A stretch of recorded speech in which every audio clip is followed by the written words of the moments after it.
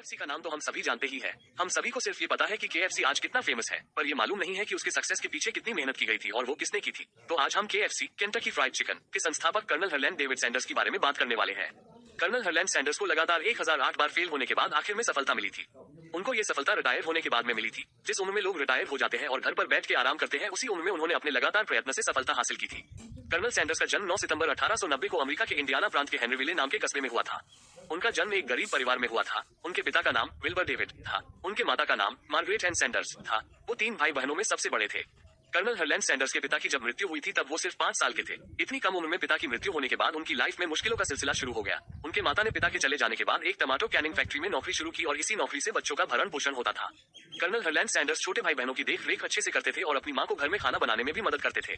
छोटी सी उम्र में इतनी सारी जिम्मेदारियां उन्हें मिल गई थी। 16 साल की उम्र में उन्होंने बाइक छोड़ दी थी। कुछ दिन के बाद उनकी माँ ने दूसरी शादी कर ली और वो अपने बच्चों के साथ अपने पति के घर ग्रीनवुड इंडियाना चली गई। उनके सौतेले पिता का व्यवहार अच्छा न होने के कारण कर्नल हरलैंड सैंडर्स घर से भाग गए। 17 साल की उम्र तक तो उन्हें 4 नौकरियों से निकाला जा चुका था। 18 साल की उम्र में उन्होंने जोसेफिन किंग से शादी कर ली थी। उन्होंने अपने कार्यकाल में बहुत सारा और अथक परिश्रम किया था। बस कंडक्टर, आर्मी में काम करने के लिए गए थे। एक लोहार के सहायक के तौर पर काम करते रहे और इसी तरह बहुत सारी नौकरियां की थी, पर वो सभी में निष्फल रहे।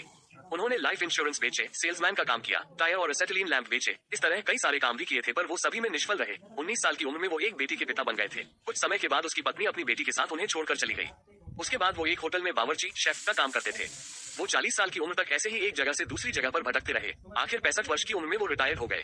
रिटायर होने के बाद उन्हें सरकार की ओर से मात्र $105 का चेक मिला था। उन्होंने कई बार आत्महत्या करने की कोशिश भी की थी, पर वो उसमें भी निष्फल रहे। एक दिन वो पेड़ के नीचे बैठकर अपनी जिंदगी के बारे में लिख रहे थे, तभी उन्हें महसूस हुआ कि मैंने अपनी लाइफ में कुछ भी नहीं किया है। अभी तो मुझे बहुत कुछ करना बाकी है और मैं कर सकता हूँ। उसका एक छोटा सा बिजनेस था, लेकिन उस जगह पर हाईवे बनने जा रहा था, इसलिए उसका वो बिजनेस भी बंद हो गया और उसकी जो भी $105 की जमा पूंजी बची थी वो भी खत्म हो गई। उनको अब खाने पीने के भी लाले बने लगे। वो जानते थे कि वो एक शानदार बावर्ची शेफ है। यहीं से उन्होंने अपने जीवन की शुरुआत की और हार न मानने की जिद पकड़ ली। उनको चिकन बनाना अच्छा लगता था। वो अपने चिकन पर अलग अलग एक्सपेरिमेंट भी करते थे। उन्हें अपने चिकन पर पूरा भरोसा था। वो अपने मसाले और प्रेशर कुकर लेकर चिकन बनाने का प्रयोग के मार्केटिंग के लिए निकल गए। वो अपने चिकन को लेकर कई सारे रेस्टोरेंट में गए और उस रेस्टोरेंट के मालिकों से भी मिले और अपना फ्राइड चिकन पेश किया, लेकिन उसका फ्राइड चिकन किसी को भी पसंद नहीं आया और लोगों ने उसका चिकन नकार दिया। कर्नल हरलैंड सैंडर्स ने हार नहीं मानी और वो लगातार चिकन बनाना सीखते रहे और करीब 1008 बार फेल होने के बाद आखिर उन्हें सफलता मिल ही गई।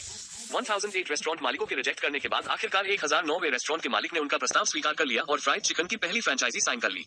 उस रेसिपी के कारण इस रेस्टोरेंट की बिक्री में असाधारण रूप से वृद्धि हुई, जिसे देखकर अन्य रेस्टोरेंट के मालिकों ने भी कर्नल हरलैंड सैंडर्स से फ्रेंचाइजी लेना का प्रारंभ कर दिया और इस तरह केएफसी रेस्टोरेंट चेन की शुरुआत हुई। यह विश्व का पहला रेस्टोरेंट चेन था जो अंतर्राष्ट्रीय स्तर पर भी विस्तारित हुआ था। 1964 तक तो अमेरिका और कनाडा में केएफसी के लगभग 600 आउटलेट भी खुल गए थे। इसके आउटलेट इंग्लैंड, मैक्सिको, जमैका में भी खुल गए थे। 1964 में कर्नल हरलैंड सैंडर्स ने $2 मिलियन में केंटकी फ्राइड चिकन कॉर्पोरेशन, एक अमेरिकी कंपनी को बेच दिया। वो आजीवन इसके वैतनिक ब्रांड एम्बेसडर बने रहे। 16 दिसंबर 1980 में ल्यूकेमिया से कर्नल हरलैंड सैंडर्स का निधन हो गया, लेकिन आज भी वो केएफसी के स्टार आइकॉन के रूप में हम सभी के दिलो दिमाग में जीवित है।